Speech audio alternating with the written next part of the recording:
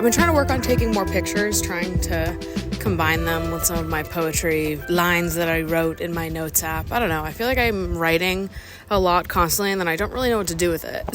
But there's something about mixed media projects, pairing photos with poetry, just feels, I don't know, it hits something in my heart that really feels good. Look at this view though. Look at all the birds. I think they came out right when I started filming. They knew. I feel like I write letters to people a lot and just keep them in my notes app, sort of like a letters to you I'll never send kind of deal, which I think is an interesting like exhibition if I ever at some point wanted to do something with these. However, that also sounds mortifying and extremely vulnerable. But I'm reading a letter that I wrote in the spring and it's quite emotional. I sort of broke up the letter in parts. Guilt, embarrassment, doubt, and grief. And I walk through each of those things because I was feeling so much of it at the time. I ended the letter by saying, with love, because I must, Maddie. And I think it's sweet that even in the moments where I feel the most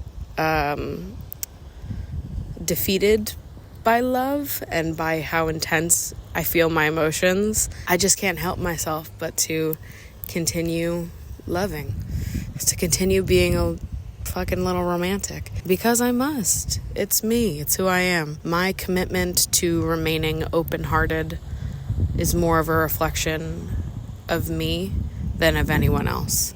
I love because I must, because I really believe it's foolish to cage in all of those big emotions, reciprocated or unreciprocated, right time, wrong time. I don't even know if I believe in all that. Whatever the reason why you think you can't love or shouldn't love, get rid of it.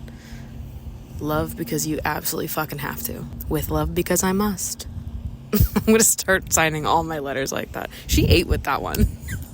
Back at Wonder Mountain, mere days after I set the women's record. Lots of people are talking about me here. What? Days ago, I came here, just a humble girl. I think I'm pretty good at mini golf. And then I did what many people said I could never do. I know, right next to you. Which is set the women's record for best mini golf score, which is a 39 under par, might I add. So now I get to mini golf for free. Are we just doing that? Whoa. I'm not promising that I'm gonna do as well as I did last time, but who's going first? I think I'm promising that I'm gonna win.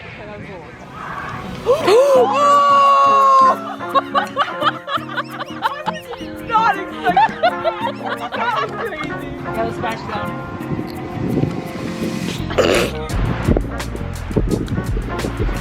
Kind of cheeking in terms of what I would expect from myself at this stage in the game, but I think I'm still in first. You and Luke are very close. Katie's not far behind and I'm like dead last. All right, last hole. All comes down to this. Okay, first let's calculate Morgan's first. Go. Yeah, Morgan. Save the suspense for last. You want me to read it? Yeah, read it. 65. Whoa, you might not have beat the 11 and under score. I really kind of choked in the second half. I don't know, you had kind of choked. Oh, I got all twos at the end. No, you did not. I had that 1-4. No, you did not. Yeah, he also knocked his down the hill at one point, so let's not forget that. Knocked it back down the hill? Yeah. Wait, when? What do you mean? You're just rewriting history Wait, now. I don't know what you're talking about. What is it? Alright. Is there a winner? We're not tied? Is it by like one? By 1 point. Oh! Alright, drum roll please. And the winner is, by 1 point, Maddie! Let's go! Maddie got 50. You got 51. I got 55. I was 4 behind you, but then Morgan was 10 behind me. It's really so impressive how much money I save just not being in New York City. You'd have to hold me at gunpoint to get me to leave. I love living in New York, but my God, is it an expensive city to live in. And every time I go visit my family for just a week, 2 weeks, my wallet notices a difference. I personally manage all of my finances through Rocket Money, which is a personal finance app that helps you manage subscriptions, lower bills, and all around just manage your finances in a more efficient way. I've used a few different methods of tracking my personal finances over the years, and Rocket Money is just by far the best, easiest way to stay on top of all of it. Their interface, their format just makes so much sense inside my brain, and it's also very pretty to look at, which helps. Maybe that's silly, but if something looks pretty and looks organized, it just sits better in my brain and just helps me actually sort it out if it's sorted out visually. And Rocket Money totally satisfies that part of my brain. I use Rocket Money to set budgets in every major spending category, and throughout the month it automatically categorizes all of my spending and weights it against my income, so I can see how much spending is going on, how I'm tracking with my budgets, and how much income I'm bringing in to outweigh my spending. Being self-employed, obviously the amount of money I'm bringing in each month really fluctuates. So again, it's really important for me to stay on top of my finances and make sure that I'm just taking care of my financial health where I can. Also, Rocket Money has been so good for tracking all of my subscriptions in one place, seeing exactly what I'm paying recurring subscriptions for and canceling them when necessary. So often I will sign up for some streaming service to watch one movie or one TV show and then totally forget to cancel it when it's done. With Rocket Money, not forgetting becomes a lot easier. Rocket Money has helped its customers save up to $740 a year when using all of what the platform has to offer, with over $500 million in canceled subscriptions. So to save more and spend less, join the over 5 million members using Rocket Money today, including myself. Just go to rocketmoney.com/Maddie Dragsbaek or click the link in the description of this video to get started. Lately I've felt like somehow over time the internet has sort of instilled a fear of being wrong in me. That I really don't like. And I think it's showed up for me in big ways and little ways. Like, a big way that it's shown up being me sometimes feeling afraid of sharing half-baked thoughts of mine, contributing to this pressure to always be a perfectly polished and finished version of yourself. I think it's contributed in that way, which feels like a pretty major way. But I also think it's shown up in smaller ways, like me sometimes feeling scared to post a movie review because I'm doubting my knowledge, or just feel like, I don't know, I look stupid because I have a bad opinion about the movie, even though it's my opinion and I can have whatever opinion I want about the fucking movie. And I think it's mostly a feeling that stays exclusive to the internet for me, though I have found it bleeding more into my daily life recently. I don't know, just this like fear of saying something stupid, or I think I've just been starting to notice it more because I think that the people I admire the most in this world are the people that are so deeply unapologetically themselves, to the point where they are unafraid of being wrong. Because being wrong is a part of life, right? All of us will have bad takes at one point or another. Also, all of us will not know something and maybe be in a conversation with people who know more than us, and that's okay that they know more than us. And I feel like the people I admire most in this world are the people that are so committed to showing up as themselves, that they have gotten so comfortable with being wrong and so comfortable with learning publicly. Maybe that is what sometimes feels embarrassing, is like having to learn in front of people instead of being like, oh, I knew this. Like, how many times has someone been like, oh, have you ever seen this movie? And you've nodded your head and said, yeah, I've seen it, because you were embarrassed to say that you'd never seen it because it's a classic and you feel like you should have seen it by now. There's something about admitting that you don't know something or aren't in the loop when you feel this pressure to know everything, or, you know, just, I don't know. Like, there's this pressure to know everything, to have stored everything in your brain, to have an opinion on everything.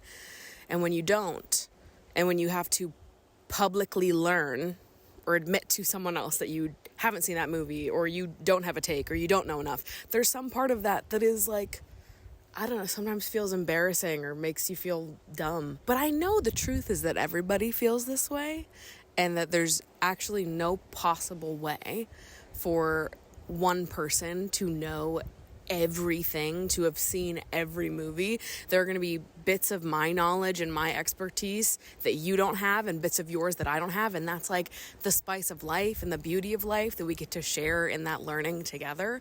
But I just feel like, I don't know, something about the era of the internet we're in has definitely instilled like a fear of being wrong in me, and more of like an embarrassment for not knowing everything. And then I get like, I don't know, scared and embarrassed to share my thoughts, when really that's like the spice of life. And again, the people that I admire and look up to the most are the people that are so unapologetically themselves. They're so unafraid to be wrong, so unafraid to learn publicly. And that's why I love them. Because I'm like, that's real. That's an honest person right there. I like them. So why is it that I have felt so afraid of being wrong, of sharing, I don't know, half-baked thoughts of mine? Like, even in, like, my own reflections in therapy, sometimes I'm like, oh, I can't share this with anybody until I come to, like, a definitive conclusion. Like, why? Why do I feel afraid of my mind changing, of sharing something today, and then in 2 months' time being like, actually, I disagree with everything I said? And that's normal and fine.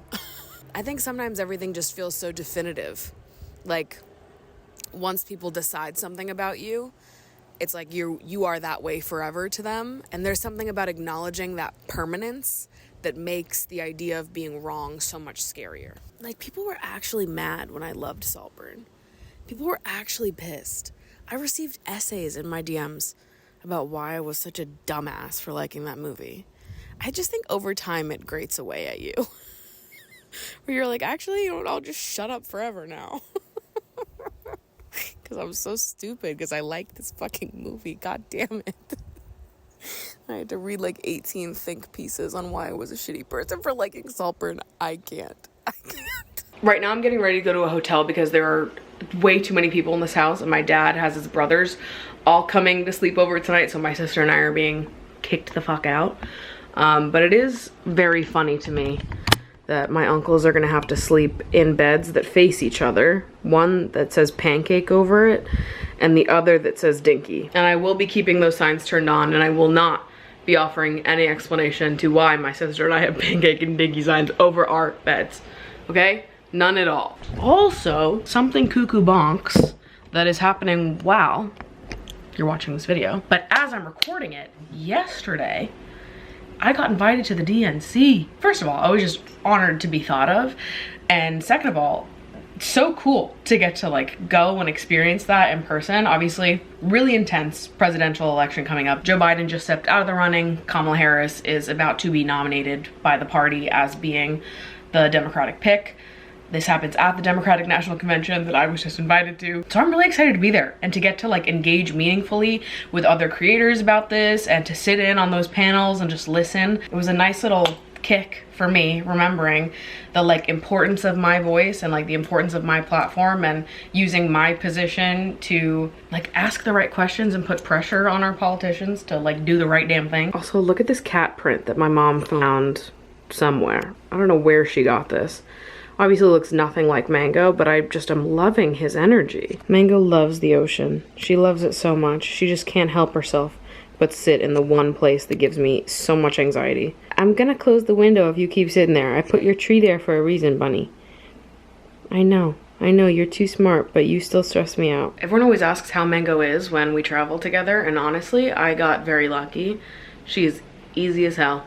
She gets put in that carrier and she cries for like the first 10 seconds that she's in there, but the second we leave my apartment, she stops. She's quiet the whole way. She sleeps quietly on the train, and then when we get to the new location, she hops out and starts bouncing around like she owns the place. She loves it, okay? I think she just loves, one, having the additional space to run around, two, having so much nature to look out outside the window, the birds, the ocean, I don't know, the fucking bugs, anything. And she's also such a people person. Oh yes, you are. You know I'm talking about you. So she loves being around more people.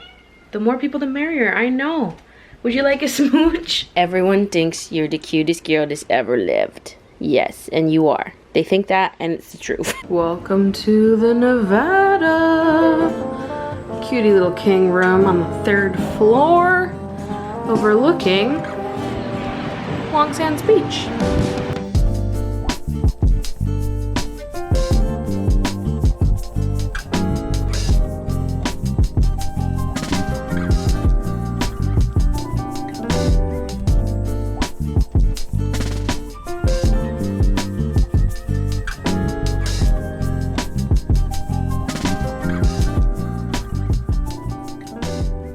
What y'all know about a fucking field office?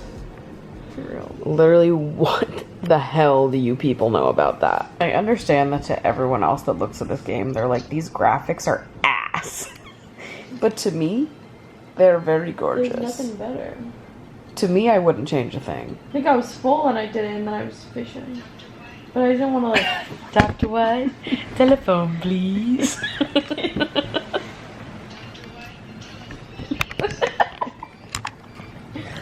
Dr. White? Telephone please. Put that up full volume. Somebody should use that, like a sample on something. Dr. White, telephone please. Dr. White. Dr. White, telephone please. Dr. White, telephone please. What the fuck is that horse sound? Wait, imagine someone like filming this specifically for Toontown being like, Dr. White, telephone please. Someone's in the booth, in the stew. Dr. White, telephone please. Why didn't you gotta turn that lower? Our neighbors are like, what the fuck is going on in there? Look at her look.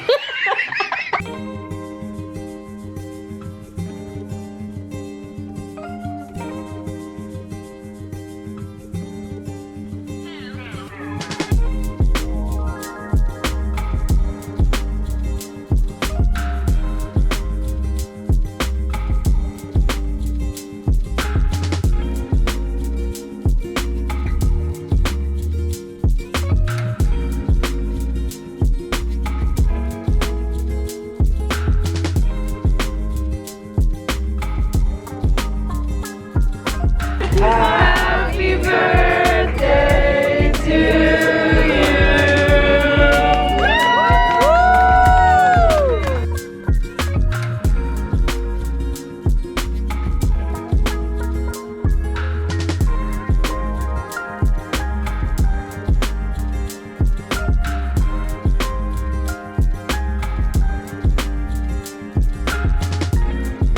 Clearly I like it, because I just chugged through half of this. My schedule for next week in Chicago is quickly filling up, and I am so excited and also so anxious.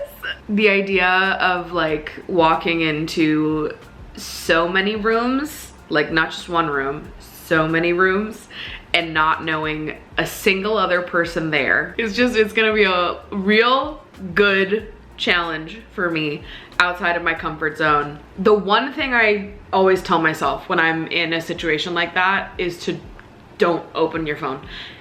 Cause I know the gut instinct there when you like walk into a room and you don't know a single other person and you don't want to seem like you don't know what you're doing or don't have anything to do, so you look at your phone and look busy. It's the same thing as like when you were in school and if you didn't know something and you didn't want the teacher to call on you, you would look down at your paper and like seem really entrenched and like getting those gears going. And if you looked really into it like that, the teacher wouldn't call on you because they were like, oh, they're working it out, they're thinking, I'm not gonna ask them for the answer.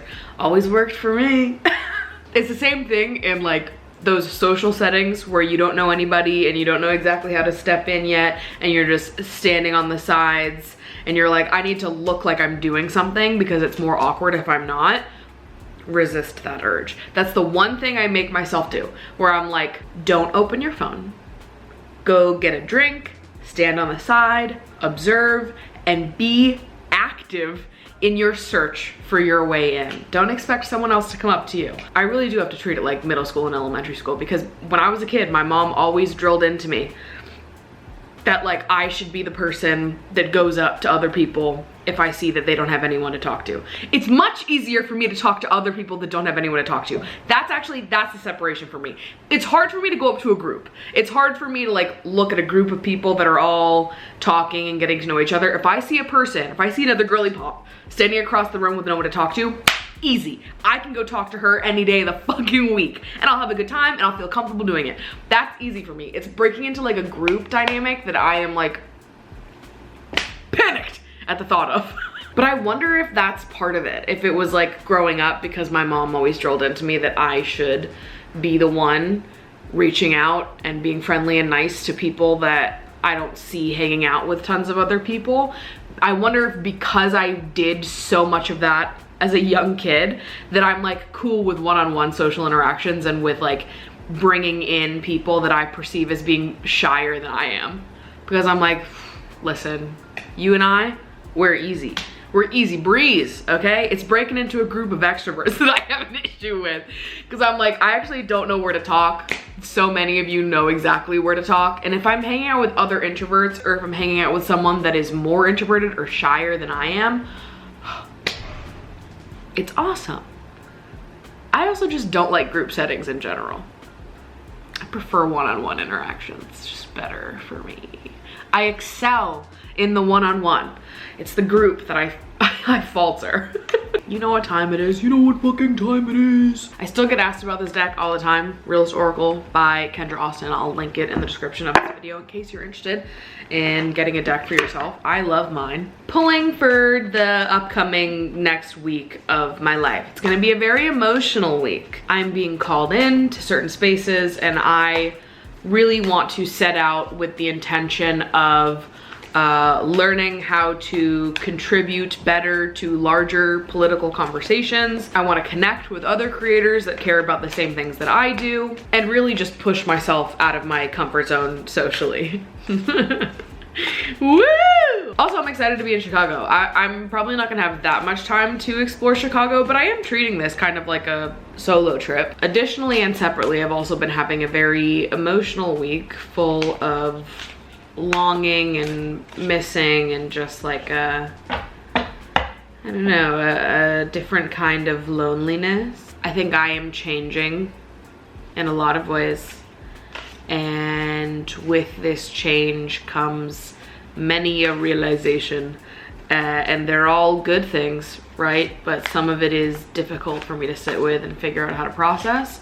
Me and my therapist are working through it. And yes, I'm being vague on purpose. And after I come back from my trip to Chicago for the DNC, I want to commit myself to fostering more kittens. I'm looking into canceling some of my travel plans for the fall. I was supposed to go to Boston to see Charlie XCX, which I still am gonna see Charlie XCX. I just want to switch my ticket to New York instead. So I have a really good ticket for Boston. I have floor with early entry.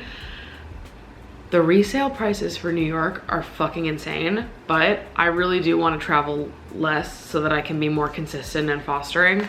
So I might end up selling my Boston ticket for Charlie and just buying a seat in the nosebleeds for the New York show.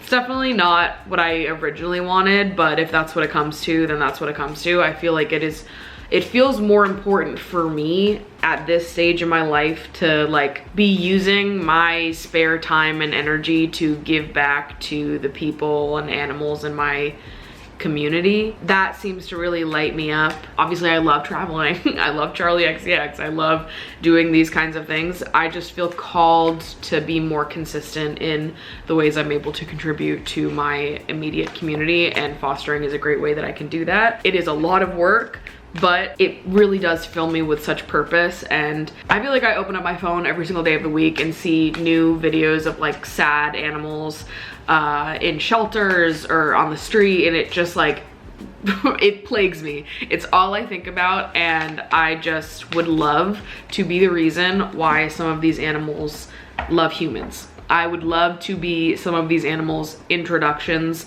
to what it means to experience love from a big giant human person. So scary, right? These tiny little babies, we are ginormous to them. I would love to be the reason why those tiny babies learn to love and trust and can be like these affectionate gooey girls for their future owners. That feels important to me and fills me with purpose. So I think the big themes of my life in this upcoming week and the time in general is that I really want to be pushing myself out of my comfort zone a little bit. I want to acknowledge the soft parts of me that are still healing and feeling all the big things. And I also really want to be prioritizing community and community action, community aid, how to help my immediate community and also my internet community, just helping in whatever way that I can. Trying to find my power in my voice again, build my confidence back up, and stay true to myself and my heart for what I know is important. So with that, why don't we do a little card pull for any messages that I may need to hear, you may need to hear, we may need to hear during this time period. Burdens. Okay. Not my favorite first card to get, but we'll loop back to you. The big picture. Okay, this is making sense to me already. Rest. Okay. Okay. I can do this. Burdens, the big picture, rest. Knowing everything that I just said, there's obviously a lot of very emotional things going on in my life right now. And I'm a very sensitive girl. So me pulling burdens first, not shocking to me. Am I someone that stays awake, mind racing, 100 billion thoughts of anxiety? Yes. Burnout, overwhelming responsibilities, energy crash. It's time to find a more sustainable work-life balance. This card is a confirmation that you have too much on your plate and feel stretched too thin. You may feel buried by obligation and distance from your joy. And listen, they're not wrong. I do have a lot on my plate right now and coming up, and that's just the way that it's going to be. I think pulling the big picture and rest following this card makes a lot of sense because there's not a lot that I can do about the fact that I have a lot on my plate, and I think that it is for good reason that there's a lot on my plate right now. So despite the fact that my energy could crash as a result of everything that's on my plate, I think that it's important for me to remember the big picture of it all, the why, the final finish line goal that I'm working towards, and understand that this has to be a part of that process. But ultimately right now, this is something that I'm sitting with, something that will pop up for me, and I just have to be prepared to care for myself in that process. Big picture. See your ideal future, plan ahead, think big. The white picket fence was once the ideal for most. Today, you might define a new version of a picturesque life based on your personal values and aspirations. Keep this ideal in mind when choosing where to invest energy. This card shows up when your focus is on what's right in front of you and in the minutia of life, when in reality, there are much bigger fish to fry. Will you remember this situation a few years from now? Does it have an impact on the grand future you see for yourself? What you are building is meant to last. Again, going back to what I said earlier about wanting to shift my focus into things that really light me up, that feel important to me, that make me feel very passionate and aligned. If this means canceling travel plans, selling my ticket to a concert that I do really want to go to because I'm feeling more called to foster kittens and give back to my community, then I think that I should follow that urge. We're thinking big picture. Where do we want to go from here? What do we want the fall to look like? What are the priorities in my life right now, and how can I bring myself closer to making those things at the forefront? I'm changing. It's time to shake things up a little bit and think more about the big picture for myself moving forward, shift out of habits that I've had up until this point, and just change with myself. 35, rest. Leisure is calling. Rest is the greatest practice of resistance against burnout and apathy. This card asks you to prioritize an opportunity for pause, quiet, and reflection. Rest can include a trip to the spa, a quick weekend getaway, or a day in bed watching reality TV. Actively resist the urge to be as productive as possible. You do not need to earn rest. Sleep on it, just be. I want to especially keep this in mind while heading into my week at the DNC. Again, it's gonna be a pretty emotional time. It's definitely gonna be a challenge for me socially, and I need to make sure I am incorporating this so that I can show up as my best, most informed self, and that I can bring that self to you guys as well. So this is where we're at. Good reminders of like the worst of it, the best of it, and what should be the center focus throughout this time. Good pull, complicated pull, but I like this for where we're at the current moment. My God. Oh, you guys. So much to do, so much to say. Thank God we've got forever with each other on the internet.